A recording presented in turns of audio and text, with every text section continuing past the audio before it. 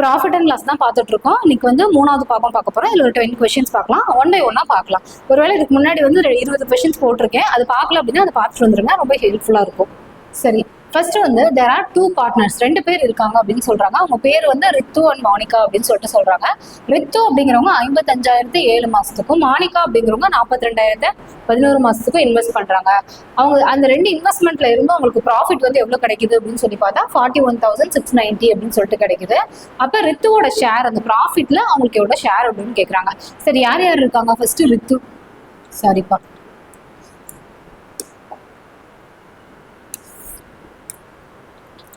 ரித்து இருக்காங்க, அடுத்து மானிகா இருக்காங்க. ரித்து அப்படின்னு சொல்லி பார்த்தா 55,000 7 மாசத்துக்கு இன்வெஸ்ட் பண்றாங்க. மானிகா அப்படின்னு சொல்லி பார்த்தோம் அப்படின்னா வந்து 42,000 எத்தனை மாசத்துக்கு 11 மந்த்ஸ்க்கு இன்வெஸ்ட் பண்றாங்க. இது ரெண்டையும் மல்டிப்ளை பண்ணி இதுக்கு ஒரு ரேஷியோ எடுத்துக்கலாம். அப்பதான் அவங்களோட இன்வெஸ்ட்மெண்ட்டோட ரேஷியோ நமக்கு தெரியும். ஓகேங்களா? அப்ப பார்த்தோம் அப்படின்னா 35 36 36 6 5 0 0 0. ஓகேங்களா? இதை பெருக்கணும் அப்படின்னா 3,65,000 அப்படின்னு சொல்லி கிடைக்கும். அதுக்கு அடுத்து இது 11 பெருக்கணும் அப்படின்னா 42 அப்ப 4,62,000 அப்படின்னு சொல்லிட்டு நமக்கு கிடைக்கும். இதுல என்ன பண்றேன், ரித்துவுக்கும் மானகாவுக்கும் ரேஷியோ எடுக்கிறேன். அப்ப இது ரெண்டையும் நான் வகுத்தேன் அப்படின்னா வந்து இந்த 3 0க்கு இந்த 3 0 கேன்சல் ஆயிரும். இதுல பார்த்தோம் அப்படின்னா 11th டேபிளால கேன்சல் பண்ணோம் அப்படின்னா 4 times 2 times வரும், இது 3 times 5 times வரும். அதுக்கடுத்து திரும்ப கேன்சல் பண்ணோம் அப்படின்னா 7ஆல கேன்சல் பண்ணோம் அப்படின்னா 5 டைம், இது 6 டைம் அப்படின்னு சொல்லி வரும். அப்ப அவங்களோட இன்வெஸ்ட்மெண்ட்டோட ரேஷியோ, ரித்து அண்ட் மானகாவோட இன்வெஸ்ட்மெண்ட் வந்து இவங்க 6 பங்கு பண்ணியிருக்காங்க, இவங்க 5 பங்கு பண்ணியிருக்காங்க. மொத்தமா அவங்களோட இன்வெஸ்ட்மெண்ட் அப்படின்னு சொல்லி பார்த்தா 11 பங்கு. அந்த 11 பங்குல இருந்து எனக்கு கிடைக்கக்கூடிய லாபம் தான் வந்து 41,690 ரூபாய் அப்படிங்கிறது. இதுல அவங்க கேட்டிருக்கிறது ரித்துவோடைய ப்ராஃபிட் தான் எவ்வளோ அப்படின்னு சொல்லி கேட்டிருக்காங்க. அப்ப அவங்களுடைய பங்கு அப்படின்னா 5 பங்கு எவ்வளோ அப்படின்னு சொல்லிட்டு நான் கண்டுபிடிக்கிறேன். 5 பங்குக்கான ப்ராஃபிட் எவ்வளோ அப்படிங்கிறத கண்டுபிடிக்க போறேன். இப்போ கேன்சல் பண்ணோம் அப்படின்னா 11th டேபிள்ல பண்ணா 3 வரும், 3 டைம்ஸ் பண்றோம். அதுக்கப்புறம் வந்து இங்க 3 33 7 8 அப்படின்னு சொல்லிட்டு வரும். இப்போ 8 அப்படின்னா 7ஆம் வாய்ப்பாட்டில் போட்டோம் அப்படின்னா 77 3 இந்த பக்கம் ஒரு 6 9 வரும், 9 0 அப்படின்னு சொல்லிட்டு வந்துடும். இப்போ 3790 அப்படின்னு சொல்லிட்டு வரும். இது ரித்துவோட ப்ராஃபிட். கிராஸ் மல்டிப்ளை பண்ணோம், இந்த டேர்மை தான் போடுறேன். கிராஸ் மல்டிப்ளை பண்ணோம் அப்படின்னா 3790 × 5 வரும். இப்போ 5ஆல பெருக்கணும் அப்படின்னா வந்து 45, இந்த 0 போட்டுக்கலாம், 4 35 39 3 வரும், 15 + 3 18. அப்போ 18,950 ரூபாய் தான் ரித்துவோட ப்ராஃபிட். ஒருவேளை மானிகாவோடது கேட்டிருந்தாங்க அப்படின்னா அவங்களுடைய இன்வெஸ்ட்மெண்ட்டோட ப்ரொபோர்ஷன் பார்த்தோம் அப்படின்னா 6 வரும். இந்த இடத்துல 5க்கு பதிலாக 6 போடுற மாதிரி இருக்கும். இப்போ ஆன்சர் வந்து பார்த்தோம் அப்படின்னா டெல்லி. ஓகேங்களா? 18,950 தான் ஆன்சர். சரி, அடுத்த கேள்வி போயிடலாம்.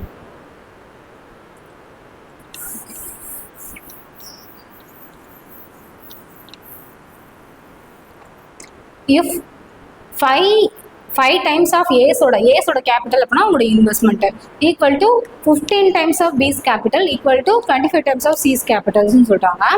இதுல இருந்து கிடைக்கக்கூடிய then out of the profit of இதுல இருந்து உங்களுக்கு கிடைக்கக்கூடிய மொத்த ப்ராஃபிட் எவ்வளோ அப்படின்னா வந்து 8,740 ரூபாய் அப்படின்னு சொல்லி கிடைக்குது. அப்போ வந்து சி மட்டும் இதுல இருந்து எவ்வளோ அமௌண்ட் வந்து அவங்க எடுத்துக்கிறாங்க அப்படின்னு சொல்லி கேட்குறாங்க. How much amount will be received by C, சிக்கு மட்டும் எவ்வளோ ப்ரொபோர்ஷன். அப்போ இவங்களுக்கான ரேஷியோ நமக்கு தெரியணும். ரேஷியோ வந்து எப்படின்னா நம்ம ரேஷியோ ப்ரொபோர்ஷன்ல போடல, 5A = 15B = 25C அப்படின்னு சொல்லிட்டு போடுவோம். ஓகேங்களா? அப்போ இது பிரேக் பண்ணிக்கணும். இது ரெண்டும் ஒரு இதாகவும் அதுக்கப்புறம் இதுவும் ஒன்றாவும் எழுதுவோம். இப்போ 5A = 15B. இப்போ A/B = 15/5 கேன்சல் பண்ணோம் அப்படின்னா 5:1 கிடைக்கும். அதே மாதிரி 15B = 25C. அப்போ B/C = 25/15 கேன்சல் பண்ணோம் அப்படின்னா வந்து 5/3 அப்படின்னு சொல்லிட்டு கிடைக்கும் இல்லைங்களா? அப்போ அடுத்து வந்து நம்ம என்ன பண்ணுவோம், A/B/C அப்படின்னு சொல்லி போடுவோம். A/B வந்து 5:1, B/C அப்படின்னா 5:3. அப்போ இது இங்கே வந்து என்ன பண்ணுவோம், இந்த நம்பர் இங்கே இருக்கிற நம்பரை போடுவோம், இங்கே இருக்கிற நம்பர் இங்கே போடுவோம் இல்லைங்களா? 5:3. Okay okay. அப்போ பெருக்கணும் அப்படின்னா 5 3 இந்த இடத்துல 3 இல்லை வரும், நான் மாற்றி போட்டிருக்கேன் பாருங்க. 5ஆல் கேன்சல் பண்ணோம் அப்படின்னா இங்கே 3 வரும்.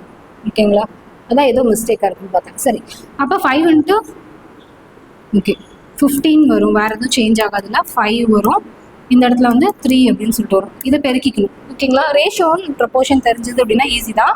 இல்லை அப்படின்னா வந்து ரேஷியோ எழுதிட்டு இங்கே எந்த இடத்துல இல்லையோ அது வந்து பக்கத்தில் இருக்க நம்பர் ஃபில் பண்ணிப்போம். அதே மாதிரி இங்கே வந்து 5க்கு 5 வந்து ஃபில் பண்ணிப்போம். அதுக்கப்புறம் இது ரெண்டையும் மல்டிப்ளை பண்ணிப்போம், இது ரெண்டையும் மல்டிப்ளை பண்ணிப்போம், இது ரெண்டையும் மல்டிப்ளை பண்ணிப்போம். ஒருவேளை கேன்சல் ஆகலைங்க எனக்கு எதுவுமே, கேன்சல் ஆச்சு அப்படின்னா கேன்சல் பண்ணி சிம்பிளஸ்ட் ஃபார்முக்கு கொண்டு வந்துடணும். சரி, இப்போ ஏபிசி வந்து A:B:C, ஏக்கும் பிக்கும் ப்ரொபோர்ஷன் கொடுத்துருக்காங்க, பிக்கும் சிக்கும் கொடுத்துருக்காங்க. 3 பேருக்கும் சேர்த்து ஒரு ப்ரொபோர்ஷன் அப்படின்னு சொல்லி பார்த்தோம் அப்படின்னா 15:5:3 அப்படின்னு சொல்லிட்டு நம்ம பார்த்துக்கணும். இப்போ பார்த்தோம் அப்படின்னா தெரிஞ்சிருச்சு. இப்போ இவங்க 3 பேரோட ஷேர் அப்படின்னா 23 பங்கு இருக்கு. அந்த 23 பங்குக்கான ப்ராஃபிட் தான் வந்து எவ்வளோ கொடுத்துருக்காங்க, 8,740 அப்படின்னு சொல்லி கொடுத்துருக்காங்க. அப்போ எனக்கு யாரோட இது மட்டும் வேணும், சியோடது மட்டும் வரும். சியோட பங்கு எவ்வளோ, 3 மட்டும் எவ்வளோ அப்படின்னு சொல்லிட்டு நம்ம போடணும். போட்டோம் அப்படின்னா 23 கேன்சல் பண்ணோம் அப்படின்னா 3 ஓகே 3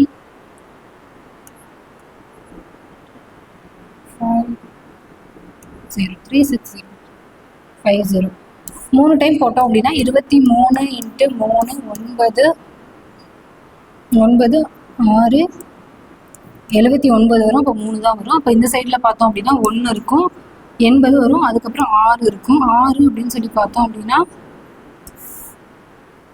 கேன்சல் பண்ணோம் அப்படின்னா 3 டைம்ஸ் வரும். அதுக்கப்புறம் 180 அப்படின்னு சொல்லிட்டு வரும். அப்போ 28ஆல் கேன்சல் பண்ணோம் அப்படின்னா 184 வரும். இப்போ 0. இப்போ x = 380 × 3. அப்போ பெருக்கணும் அப்படின்னா 24 2 9 11. இப்போ 1140 அப்படிங்கிறது தான் அவங்களுடைய ப்ராஃபிட்டாக இருக்கும். ஓகேங்களா, 1140 யாருடைய ப்ராஃபிட், சியோடையது. ஒருவேளை சிக்கு பதிலாக வேற பி கேட்குறாங்க அப்படின்னா அங்கே 23 இங்கே என்ன கொடுக்கணும், 5 கொடுக்கணும். ஒருவேளை ஏ கேட்டாங்க அப்படின்னா 23/15 அப்படிங்கிற மாதிரி கொடுக்கணும். சரிங்களா, சரி ஓகே. அடுத்த கேள்வி போயிடலாம்.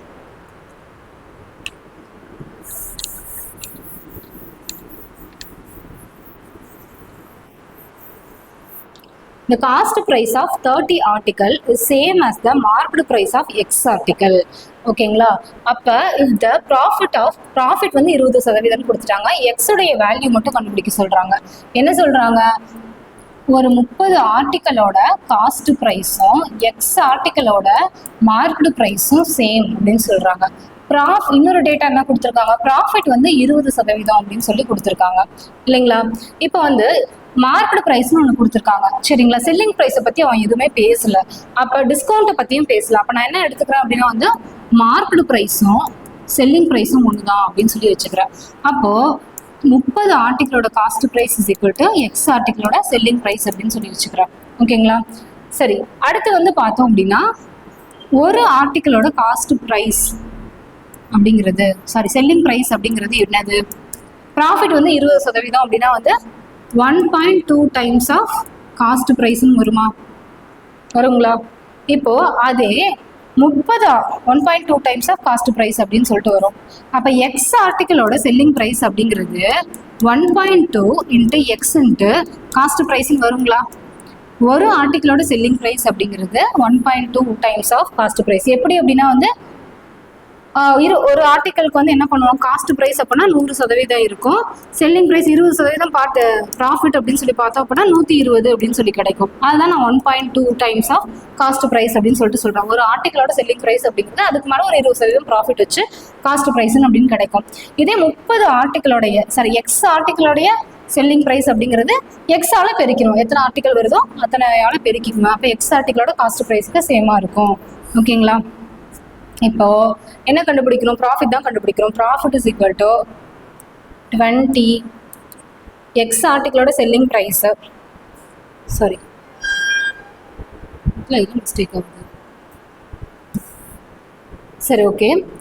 இப்போது நான் எக்ஸ் ஆர்டிகளோட செல்லிங் ப்ரைஸ் கண்டுபிடிச்சிட்டேன். ஏன் கண்டுபிடிச்சேன் அப்படின்னா இந்த இடத்துல எனக்கு ஈக்குவேட் பண்ணுறதுக்காக இந்த ஈக்குவேஷனில் தான் கொண்டு போய் அவங்க கொடுத்துருக்கிற ஈக்குவேஷன்லாம் சப்ஸ்டியூட் பண்ண போகிறேன். இப்போ 30 times of cost price is equal to ஓகேங்களா x times of S price இது செல்லிங் ப்ரைஸ் அப்படிங்கிறதுக்கு பதிலாக 1.2 into x into cost price அப்படின்னு சொல்லிட்டு போகிறேன். ஏன்னா எனக்கு எக்ஸ் மட்டும் தான் தெரியணும், மீதி எல்லாமே கேன்சல் ஆயிடணும். ஓகேங்களா அதனால் காஸ்ட் ப்ரைஸ்க்கு காஸ்ட் ப்ரைஸ் கேன்சல் பண்ணிடுறேன். 30/12 1.2 அப்படின்னு சொல்லி போட்டுக்கிறேன் எக்ஸு. அந்த புள்ளி எடுத்துட்டு என்ன பண்ணுறோம் அப்படின்னா 12 இன்ட்டு 10 அப்படின்னு சொல்லி போட்டுக்கிறேன். 6ஆல் கேன்சல் பண்ண அப்படின்னா 2 டைம் வரும், 5×6 30 அப்படின்னு சொல்லி வரும், திரும்ப 5 அப்படின்னு சொல்லி வரும். அப்போ எக்ஸ் இஸ் ஈக்குவல் டு 25 வரும். ஓகேங்களா அப்போ 30 ஆர்டிகளோட காஸ்ட் ப்ரைஸ் அப்படிங்கிறது 25 ஆர்டிகளோட மார்க்டு ப்ரைஸ்க்கு சமம். ஓகேங்களா அதை அப்படி கொடுத்தாங்க அப்படின்னா உங்களுக்கு 20% ப்ராஃபிட் கிடைக்கும். இந்த இடத்துல என்ன அப்படின்னா வந்து நம்ம இந்த கன்வர்ஷன் மட்டும் பண்ணிக்கணும். இந்த செல்லிங் ப்ரைஸை காஸ்ட் ப்ரைஸாக மாற்றிடணும். அப்போ தான் கேன்சல் ஆகும். காஸ்ட் ப்ரைஸும் கேன்சல் ஆகிட்டு எக்ஸ் மட்டும் நமக்கு அன்னோனாக தெரியும். ஏன்னா நமக்கு எந்த வேல்யூமே கொடுக்கல, எக்ஸ் மட்டும் அன்னோன் தெரிஞ்சது அப்படின்னா நம்ம ஈஸியாக ஆன்சர் கால்குலேட் பண்ணிடலாம். சரி அடுத்த கேள்வி போயிடலாம்.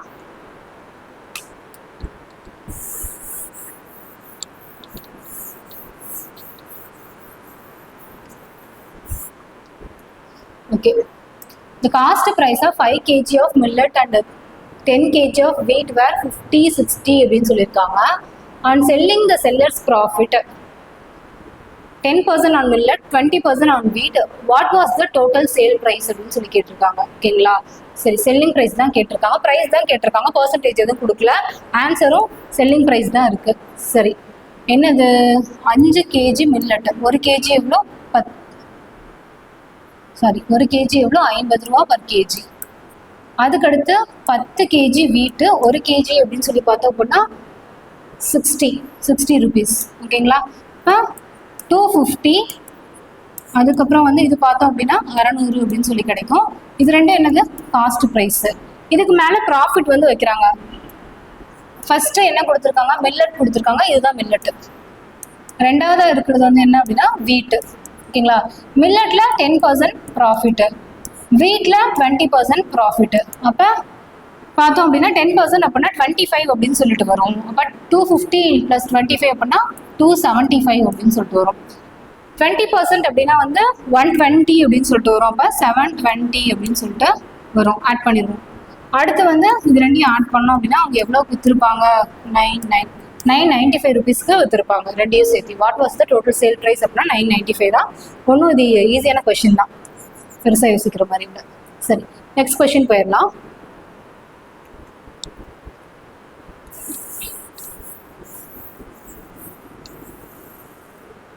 The prices of 3 items, 3 item இருக்கு, 120, 150, 180 அப்படின்னு சொல்லிட்டு 3 ப்ரைஸில் 3 ஐட்டம் இருக்கு. On these items respectively 20, 10%, 5%, அதாவது 120 அப்படின்னு சொல்லிட்டு இருக்கக்கூடிய ஐட்டமுக்கு 20% வந்து ப்ராஃபிட்டும், 150 அப்படிங்கிறதுக்கு 10%ம், 180 அப்படிங்கிறதுக்கு 5% ப்ராஃபிட் கொடுத்துருக்காங்க. ஓவரால் ப்ராஃபிட் எவ்வளோ அப்படின்னு சொல்லி கேட்டிருக்காங்க. சரி முன்ன மாதிரியே தான் இதுவும். முன்ன என்ன அமௌண்ட்டோட விட்டுட்டோம், இப்போ வந்து ப்ராஃபிட் வந்து எக்ஸ்ட்ரா கண்டுபிடிப்போம். 120 அப்படிங்கிறதுக்கு எவ்வளோ ப்ராஃபிட்டு 20% ப்ராஃபிட்டு. ஓகேங்களா இது காஸ்ட் ப்ரைஸ்ன்னு போட்டுக்கிறேன், இது செல்லிங் ப்ரைஸ்ன்னு போட்டுக்கிறேன். 20% அப்படின்னா வந்து 10%னா 12 ரூபா, 20% அப்படின்னா வந்து 24 ரூபா. அப்போ 120 + 24 அப்படின்னா 144 ரூபா. ஓகேங்களா அடுத்து வந்து பார்த்தோம் அப்படின்னா 10% இதில் 150 ருபீஸ்க்கு 10% அப்படின்னா 15 ருபீஸ் அப்படின்னு சொல்லி வரும். அப்போ 165 அப்படின்னு சொல்லிட்டு வரும். ஓகேங்களா அடுத்து வந்து 180 ருபீஸ் அப்படிங்கிறதுக்கு இது 10% ப்ராஃபிட். 5% 10% அப்படின்னா 18 ரூபா, 5% அப்படின்னா 9 ரூபா. இப்போ 9 ரூபா அப்படின்னா 189 அப்படின்னு சொல்லிட்டு வரும். ஓகேங்களா இதில் எவ்வளோ வந்துச்சு 24 ரூபா. இதில் எவ்வளோ வந்துச்சு ப்ராஃபிட்டு 15 ரூபா.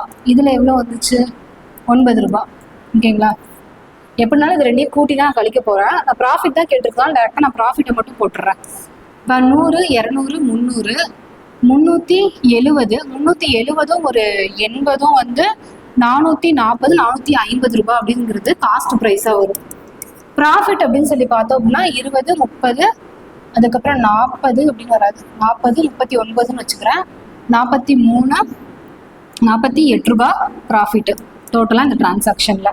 இப்போ ப்ராஃபிட் அப்படின்னு சொல்லி பார்த்தோம்னா இது அப்போ காஸ்ட் ப்ரைஸ் எவ்வளோ 450, ப்ராஃபிட் வந்து 48 ரூபா இன்ட்டு 100, ஓவரால் ப்ராஃபிட் தான் கேட்டிருக்காங்க. இல்லை இது ரெண்டையும் கேல்குலேட் பண்ணிவிட்டு ரெண்டுல இருந்தும் கழிச்சுக்கலாம், டேரெக்டாக இப்படியே போட்டுக்கிட்டா. ஓகேங்களா? இது என்னது ப்ராஃபிட்கான பர்சன்டேஜ். அப்போ ஒரு ஜீரோக்கு ஒரு ஜீரோ கேன்சல் பண்ணிடலாம். ஒரு டைமு இங்கே 1 5, இது 1 திரும்ப வந்து 1 வரும், 6 18 அப்படின்னு சொல்லி வரும். இது 2 டைம் 3 டைம் வரும், 16, இப்போ 32 அப்படின்னு சொல்லிடும், 32/3. இப்போ ஆன்சர் வந்து ஆன்சர் கொஞ்சம் மிக்ஸ் ஆகிருக்குப்பா, இப்படி வரும். ஓகேங்களா? அப்போ 5/32% அப்படின்னு சொல்லிட்டு ஒரு ஆன்சர். ஓகேங்களா? மிக்ஸ்டு ஃப்ராக்ஷன் தான் கொடுத்துருக்காங்க, இது மிஸ் ஆகிருக்கு, சாரி. அடுத்ததுலேருந்து பார்த்துக்கலாம். 32/3% வந்து அவங்களுக்கு ப்ராஃபிட் அப்படின்னா 10%. ஓகேங்களா? சரி, அடுத்த கேள்வி போயிடலாம்.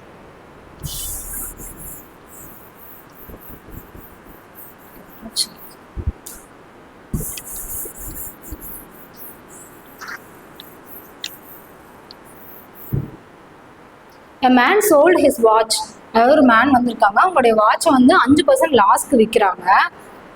Had he has sold it for 56.4 rupees, 56.4 paise, சாரிப்பா, more, he would have gained 10% profit உங்களுக்கு கிடைச்சிருக்கும். What is the cost price of watch?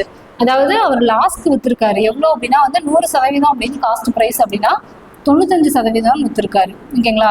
எனக்கு எவ்வளோ விற்றாரு அப்படின்னு சொல்லிட்டு எனக்கு தெரியல, நான் எக்ஸ்ன்னு வச்சுக்கிறேன். ஒருவேளை அவர் இந்த எக்ஸோட ஒரு 56 ரூபா 40 காசு அதிகமாக வச்சு விற்றுருந்தாரு, எக்ஸோட விற்றுருந்தாரு அப்படின்னா அவருக்கு எவ்வளோ ப்ராஃபிட் கிடைக்கும்? 10% வந்து ப்ராஃபிட் கிடைக்கும்னு சொல்கிறாங்க.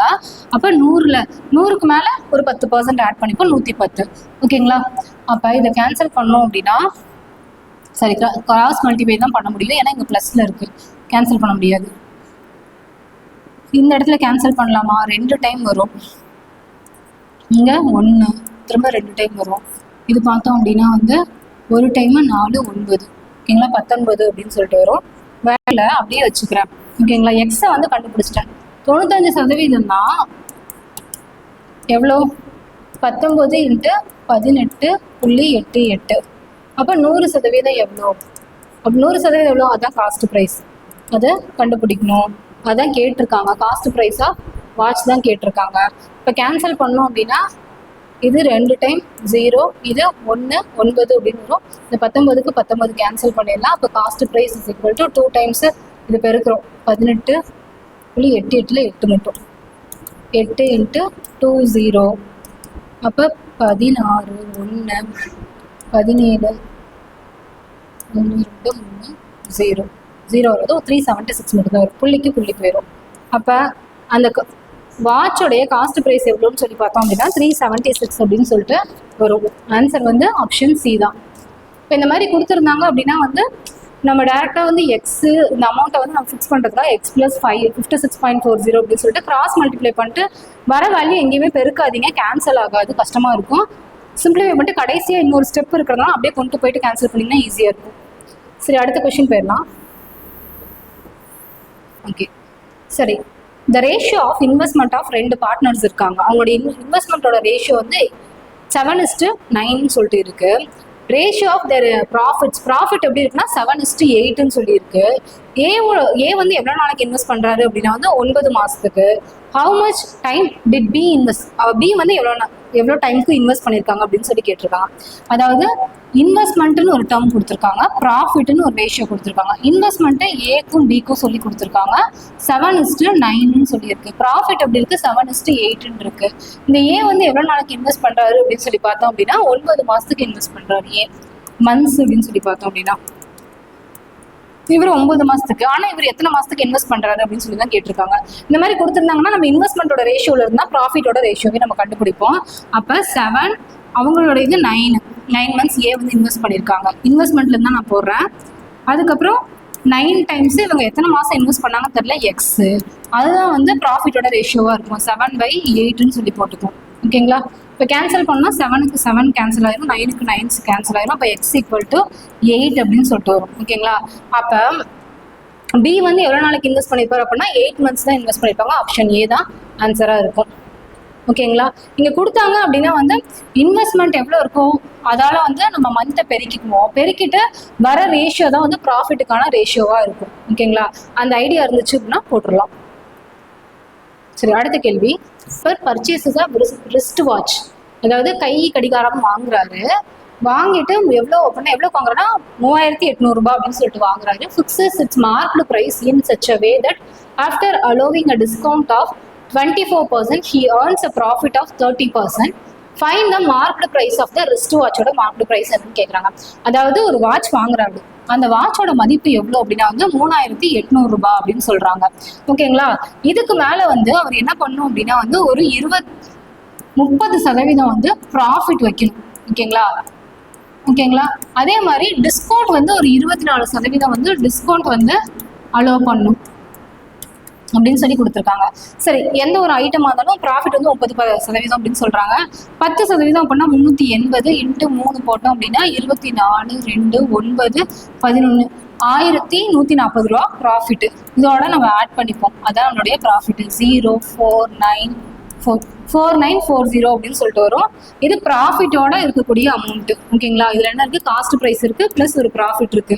இப்போ என்ன பண்றோம் அப்படின்னா ஒரு டிஸ்கவுண்ட் கொடுக்கணும். டிஸ்கவுண்ட் கொடுக்கணும்னா இதே ப்ரைஸை நம்ம ஃபிக்ஸ் பண்ண முடியாது. ஓகேங்களா? இப்போ டிஸ்கவுண்ட் கொடுக்கணும்னா எவ்வளோனா 24% டிஸ்கவுண்ட்னு சொல்றாங்க. இது என்ன பண்றோம் அப்படின்னா 100லேருந்து நான் 24 மைனஸ் பண்ணிடுறேன். 20 போயிடுச்சு அப்படின்னா வந்து 80, 4 போயிடுச்சு அப்படின்னு சொல்லி பார்த்தோம் அப்படின்னா 76 அப்படின்னு சொல்லிடுவோம்.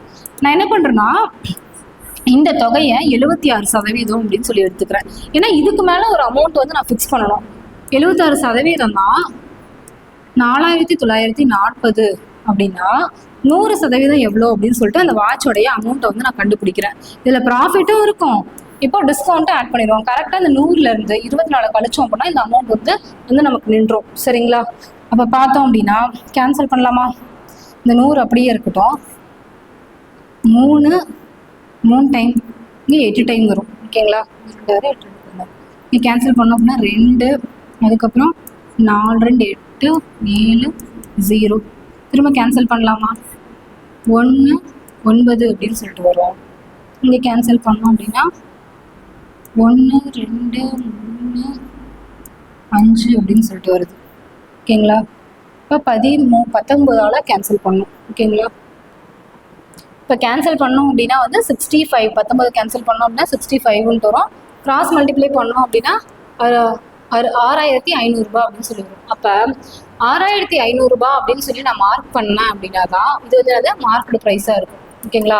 இதுலேருந்து 24% கழிச்சேன் அப்படின்னா எனக்கு இந்த அமௌண்ட் கிடைச்சிரும். நீங்கள் வேணால் 24% இதுலேருந்து கழிச்சு பாருங்க, இந்த அமௌண்ட் கரெக்டாக வந்து நிற்கும். ஓகேங்களா? இதில் என்ன இருக்கும்? ப்ராஃபிட்டும் இருக்கும், அந்த காஸ்ட் ப்ரைஸும் இருக்கும். ஓகேங்களா? செக் பண்ணி கூட பாருங்க, கரெக்டாக வரும். சரி, அடுத்த கேள்வி போகலாம். இந்த பிஸ்னஸ் வித் சியோட பிஸ்னஸ் பண்ணுறாங்க. யார்? ஏ அண்ட் பி 2 பேரும் பண்ணுறாங்க. ஏவும் பியும் எவ்வளோ இன்வெஸ்ட் பண்ணுறாங்க அப்படின்னா 50,000. ஏ வந்து 50,000, பி வந்து 60,000 இன்வெஸ்ட் பண்ணுறாரு. இந்த ப்ராஃபிட் ஆஃப் சியோட ப்ராஃபிட் வந்து எப்படி இருக்குது அப்படின்னா வந்து பியோடைய ப்ராஃபிட் மாதிரி டபுள் த டைம் இருக்கு அப்படின்னு சொல்றாங்க. அப்போ டோட்டலா உங்களுக்கு கிடைச்ச ப்ராஃபிட் அப்படின்னு சொல்லி பார்த்தோம் அப்படின்னா 23,000 கிடைக்குது. அப்ப ஏவோட ப்ராஃபிட் என்ன அப்படின்னு சொல்லி கேட்குறாங்க. சரி, ஏ பி சி அவங்களோட இன்வெஸ்ட்மெண்ட்டை பத்தி பார்க்கலாம். ஏக்கும் பிக்கும் கொடுத்துருக்காங்க, சிக்கு கொடுக்கல. ஆனா நமக்கு ஒரு ஹிண்ட் கொடுத்துருக்காங்க, அதை வச்சு நம்ம போடுறோம். ஏ வந்து எவ்வளோ? 50,000, பி வந்து 60,000. ஓகேங்களா? அடுத்து வந்து என்ன சொல்றாங்க அப்படின்னா ப்ராஃபிட்டை பத்தி உடனே பேச ஆரம்பிச்சிடுறாங்க. ஆனா ப்ராஃபிட்டோட டோட்டல் ப்ராஃபிட் தான் நமக்கு கொடுத்துருக்காங்க, எதுவும் கொடுக்கல. பியோட அதாவது என்ன சொல்லியிருக்காங்க, த ப்ராஃபிட் ஆஃப் சியோட ப்ராஃபிட் வந்து டபுள் த ப்ராஃபிட் ஆஃப் பியோட 2 டைம் இருக்கு. அதாவது இவர் எக்ஸ்ன்னு இருக்கு, இவர் 1 இருக்குன்னா இவர் 2 இருக்கு அப்படின்னு சொல்றாங்க. அப்ப இன்வெஸ்ட்மெண்ட்டும் எப்படி இருக்கும்? இவர் 60,000 இருக்காருன்னா இவர் 1,20,000 பண்ணியிருப்பாரா? அதை எடுத்துக்கணும். ஓகேங்களா? அதை எடுத்துட்டோம் அப்படின்னா அவ்வளவுதான். அடுத்து வந்து இவங்களுக்கான ரேஷியோவை கண்டுபிடிக்கிறோம். எந்த ரேஷியோல இன்வெஸ்ட் பண்ணியிருக்காங்களோ அதே ரேஷியோல தான் உங்களுக்கு என்ன கிடைக்கும் அப்படின்னா ப்ராஃபிட்டும் கிடைக்க போகுது. இந்த 4 0 4 0 4 0 அப்போ 5:6:12 அப்படின்னு சொல்லிட்டு கிடைக்க போகுது. இப்போ அதிகப்படியாக யார் இன்வெஸ்ட் பண்ணியிருக்காரு அப்படின்னா சி தான் இன்வெஸ்ட் பண்ணியிருக்காரு. சரி, ஓகே. இப்போ பார்த்தோம் அப்படின்னா வந்து 3 பேருடைய ரேஷியோவும் நமக்கு கிடைச்சிருச்சு. டோட்டல் ப்ராஃபிட் அப்படின்னா 23,000. அப்போ இது எவ்வளோ வருது? 11 + ஒரு 12 23. 23 பங்கு தான் 23,000 அப்படின்னா யாரோட இது கேட்டிருக்காங்க? ஏவா பியா? ஏவோட தான் கேட்டிருக்காங்க. 5 பங்கு எவ்வளோன்னு சொல்லி கேட்டிருக்காங்க. இப்போ கேன்சல் பண்ணோம் அப்படின்னா ஒரு பங்கு 10,000 அப்படின்னு சொல்லி கிடைச்சிரும். சாரி 1000 அப்படின்னு சொல்லி கிடைச்சிரும். மாற்றி சொல்லிட்டோம். 1000 அப்படின்னு சொல்லி கிடைச்சிரும். கேன்சல் பண்ணால் இது ஒரு டைம் தானே, 1000ன்னு சொல்லி கிடைக்கும். இங்கே யாரு? ஏவோடைய ப்ராஃபிட் எவ்வளோ அப்படிங்கிறது தான். ஏவோடைய ப்ராஃபிட் அப்படின்னு சொல்லி பார்த்தோம் அப்படின்னா 5,000 அப்படின்னு சொல்லி கிடைக்கும். ஓகேங்களா? ஒருவேளை சியோட இது அப்படின்னு சொல்லி பார்த்தோம் அப்படின்னா ப்ராஃபிட் எவ்வளோ வரும்? இவருக்கு 5,000 பண்ணால் இந்த இடத்துல 12ன்னு வரும். அவருக்கு 12,000 அப்படின்னு சொல்லி ப்ராஃபிட் கிடைச்சிருக்கும். ஏ தான் கேட்டிருக்காங்க. அப்போ ஆன்சர் ஆப்ஷன் சி தான், 5,000. இந்த 6,000 அப்படிங்கிறது பியோடைய ப்ராஃபிட். சரி, அடுத்த கேள்வி போயிடலாம். பாட் கேமரா, அதாவது ரவி அப்படிங்கிறவங்க வந்து ஒரு கேமரா வாங்குறாங்க. பெய்டு 18% லெஸ் தென் ஒரிஜினல் ப்ரைஸோட 18% குறைவாக பே பண்ணுறாங்க. அதுக்கப்புறம் he sold it at the 30% profit. அந்த ப்ரைஸ் ஹி பெய்டு எவ்வளோக்கு வாங்கினாரோ அந்த விலைக்கு மேலே 30% ப்ராஃபிட் வச்சு விற்கிறாரு. How much was profit percentage earned by Ravi on the original price? ஒரிஜினலாக ஒரு ப்ரைஸ் இருக்குல்ல, இந்த கேமராவோட ப்ரைஸ்க்கு மேலே அவர் எவ்வளோ ப்ராஃபிட் வந்து ஏர்ன் பண்ணாரு அப்படின்னு சொல்லி கேட்குறாங்க. சரி, ரவி அப்படிங்கிறவரு எனக்கு எவ்வளோ இதில் வந்து எதுலையுமே அமௌண்ட் கொடுக்கல, அதனால 100 ரூபாய் அப்படின்னு சொல்கிறாங்க. இந்த ஒரிஜினல் ப்ரைஸை நான் 100 ரூபான்னு எடுத்துக்கிறேன். இவர் 100 ரூபான்னு வாங்கினாரு அப்படின்னா 100 ரூபான்னு வாங்கல, குறைச்சி வாங்கியிருக்காரு 18%. அப்படின்னா 100ல் 18 போயிடுச்சு அப்படின்னா எவ்வளோ வரும்? 10 போயிடுச்சு அப்படின்னா 90, 8 போயிடுச்சு அப்படின்னா 82 அப்படின்னு சொல்லிட்டு வரும். இந்த 82 அப்படிங்கிற இதுக்கு மேலே என்ன பண்ணுறாரு? அதுக்கடுத்த ஸ்டேட்மெண்ட்ல ஹி சோல்ட் இட் 30% ப்ராஃபிட். அந்த எவ்வளோ அமௌண்ட் பே பண்ணாரோ 82 ரூபாய் கொடுத்து தான் வாங்கியிருக்காரு. அதுக்கு மேலே தான் 30% ப்ராஃபிட் வைக்கிறாரு. அப்போ 10% அப்படின்னா வந்து 8.2. ஓகேங்களா? அப்போ 10% அப்படின்னா 8.2 × 3 போட்டோம் அப்படின்னா 30% கிடைச்சிரும். அப்போ 6 3 24 ரூபாய் 6 காசு எக்ஸ்ட்ரா வைக்கிறாரு. இதோடய ஆட் பண்ணிக்கிறோம். ஆட் பண்ணோம் அப்படின்னா 6 8 8 சரி 10. ஓகேங்களா? இங்கே 6 மாற்றி போட்டேன். 106 ரூபாய் 6 காசு அப்படின்னு சொல்லி அவர் விற்றுருக்காரு. ஓகேங்களா? இது செல்லிங் ப்ரைஸு. இப்போ என்ன கேட்டிருக்காங்க அப்படின்னா வந்து எவ்வளோ profit percentage earned by Ravi on original price? Original price எவ்வளோ? 100 ரூபாய். அதில் எக்ஸ்ட்ரா வந்து இவருக்கு எவ்வளோ விற்றுருக்காரு அப்படின்னா 106 ரூபாய் 6 காசுக்கு விற்றுருக்காரு. அப்போ எவ்வளோ ப்ராஃபிட் அப்படின்னா 6 ரூபாய் 6 காசு அப்படிங்கிறது. அப்போ சதவீதத்தில் பார்த்தோம் அப்படின்னா 6.6%. ஆப்ஷன் டெல்லி தான் ஆன்சர். ஓகேங்களா? ஓகே, சரி. இன்னைக்கு கிளாஸில் வந்து ஒரு 10 கொஷின்ஸ் பார்த்தோம். அடுத்தடுத்த கிளாஸில் அடுத்தடுத்த வீடியோஸ் ஒரு 6 to 7 part profit and loss போகும். மறக்காமல் பாருங்கள். அரிஹண்ட் அகாடமி சேனல் சப்ஸ்கிரைப் பண்ணுங்கள், ஷேர் பண்ணுங்கள், பெல் ஐக்கான் கிளிக் பண்ணிக்கோங்க. தேங்க்யூ.